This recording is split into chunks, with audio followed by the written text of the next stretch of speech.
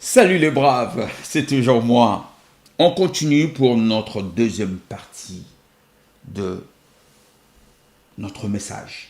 La colère de l'homme n'accomplit pas la justice de Dieu. Est-ce que vous êtes toujours avec moi?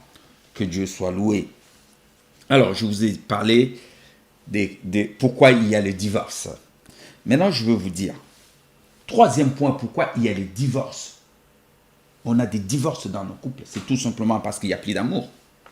La Bible dit, Marie, aimez vos femmes, comme Christ a aimé lui-même l'Église. Marie, aimez vos femmes, comme Christ a lui-même aimé l'Église. Si tu n'as plus d'amour, vous savez, il y a un proverbe qui dit, c'est lui qui veut noyer son chien, l'accuse de rage. Quand tu n'as plus d'amour envers ta femme ou ton mari, tu vas chercher les excuses alors les plus bidons du monde pour le ramener sur la table. Il est sorcier parce que spirituellement, physiquement, on ne peut pas l'éprouver. Il est ceci, il est cela, il est ceci. Tout simplement parce qu'il n'y a plus d'amour. S'il y a plus d'amour, demande à Dieu en toute humilité et va te le donner. Je comprends qu'il peut y avoir des moments de frustration, des moments de colère dans nos relations, dans nos couples, mais qu'on reste ancré sur la pensée que Dieu est amour et que Dieu est miséricordieux. Et il est un Dieu puissant, il est un Dieu de miracles.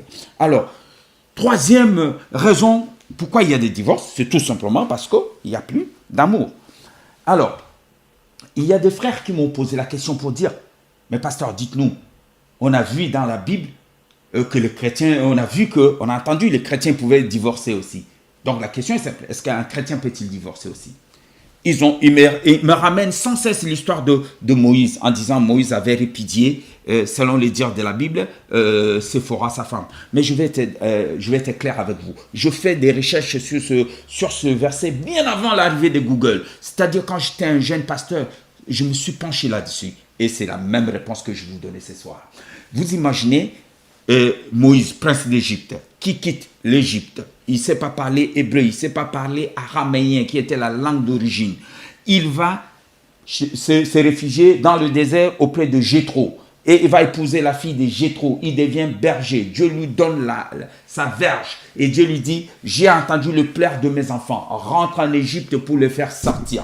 Il prend sa femme, il prend ses enfants, il fait ses bagages. Ils font route. Et arrivé bien avant la frontière, la nuit qui a précédé le jour où ils entraient en Égypte, la Bible me dit que l'ange de Dieu voulait étouffer Moïse. Et là, Séphora a pris une pierre bien aiguisée, a coupé le prépuce de ses enfants et a jeté le prépuce au pied de Moïse en disant « Tu es pour moi époux du sang ». Et la Bible dit « Quand l'Éternel a vu le sang, l'Éternel s'est retiré ». Parce que les enfants, ils n'étaient pas circoncis. Maintenant, arrivé à la frontière, déjà Moïse avait mis cette objection à Dieu en disant « Mais Seigneur, je ne sais pas parler ». C'est-à-dire, je ne parle pas araméen, en d'autres termes, mais hébreu. Moi, j'ai été élevé comme étant égyptien. Il dit, ton frère Aaron sera ton prophète. Il va être ton interprète. Moi, je dis ce que moi je pense. À la lumière de ce que je comprends la Bible. Ce que quand ils sont arrivés à la frontière d'Égypte et que Aaron est venu à sa rencontre en disant, on a entendu que Dieu t'a visité. Oui, Dieu m'a visité, il m'a envoyé pour libérer les peuples. Et Aaron lui pose la question, mais c'est qui? C'est tout ce monde. Ah, c'est ma femme Séphora et c'est mes enfants. Ah bon, ta femme et tes enfants? Oui. Et tu veux les amener où? En Égypte. Mais pourquoi tu les amènes en Égypte? Ah ben c'est normal, c'est ma famille, il faut que je les amène en Égypte. Mais il dit, Moïse, réfléchis un peu. Tu dis que Dieu t'a envoyé en Égypte pour faire sortir les enfants d'Israël. Et maintenant, toi, tu ramènes ta propre famille en Égypte? Ce n'est pas possible. Il faut laisser ta famille est déjà libre. Il faut laisser ta famille là où elle est, qu'elle rentre. Quand nous, on va sortir, et tu vas récupérer ta famille. C'est ce qui s'est passé. Quand ils sont sortis d'Égypte, Jéthro a ramené Séphora. Vous comprenez? Donc, c'était juste un moment de séparation temporaire pour que lui fasse sa mission. Donc, pour nous, les chrétiens, le divorce, normalement, c'est interdit. Mais la Bible dit, donne des conditions. S'il y a adultère, mais aussi Jésus dit, je ne suis pas venu pour abolir la loi de Moïse, mais pour l'accomplir. Si tu arrives à pardonner à ta femme ou à ton mari, il n'y a pas lieu de divorce. Et c'est quoi les conséquences du divorce? Hein, pasteur, c'est quoi les conséquences? Mais ça, c'est ce que je vous ai dit tout au début. Qu'il faut faire attention parce que l'enjeu ici est plus important de ce que nous imaginons. Conséquences du divorce, c'est quoi? C'est d'abord, les enfants perdent la protection de leurs parents. Hein? Les enfants n'ont plus votre protection. Ils sont livrés à la rue. Et la rue est destructrice. 2, cela va engendrer des blessures internes dans la vie des enfants. Vous savez pourquoi? Parce qu'il y a un nouveau mot, une nouvelle expression qui a été inventée ici en France qui s'appelle famille récomposée. Famille récomposée. Toi, tu viens avec tes enfants, moi je viens avec mes enfants, on se met ensemble, on va récomposer un autre foyer. Mais nous oublions parfois des blessures que des gens traînent avec eux à cause des divorces passés. Cela entraîne, ces blessures-là peuvent entraîner aussi les rejets. Et les rejets détruisent la personnalité. Sans oublier les abus qu'il peut y avoir. Alors mes amis, ce que je veux vous dire aujourd'hui, ça peut être difficile de vivre, de cohabiter avec quelqu'un qui vous a fait du mal. Mais si nous avons le pouvoir de pardonner, utilisons ce pouvoir-là. Le pardon n'est pas une faiblesse.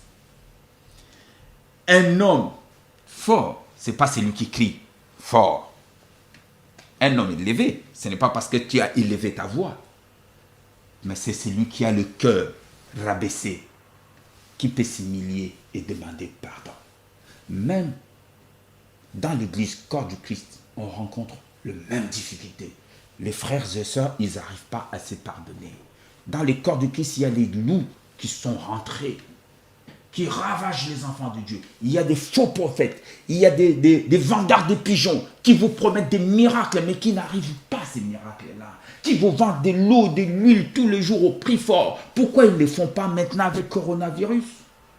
Alors, laissez-moi vous dire, mes amis, quand je pense à Alain Moloto, notre frère Alain Moloto, quand j'écoute encore sa musique, j'ai des larmes aux yeux. Cet homme a servi Dieu d'un cœur sincère. Mais les rumeurs ont dit qu'il est mort empoisonné. Vous le savez, vous le Congolais, que votre pasteur est mort empoisonné. Mais qui l'a empoisonné? L'ennemi est rentré tout autour de lui.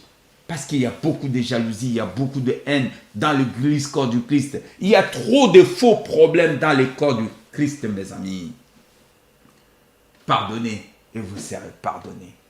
Que mon Dieu vous bénisse. Et ma prière aujourd'hui est spécialement adressée à ceux qui sont liés, ceux qui ont perdu leur foyer, ceux qui n'arrivent pas à pardonner. Que Dieu, que mon Dieu, que c'est Dieu du ciel, le maître des esprits, le maître de temps et de circonstances, puisse vous donner la paix et restaurer votre couple, restaurer votre église et votre ministère. Au nom de Jésus, nous avons prié. Amen. Merci.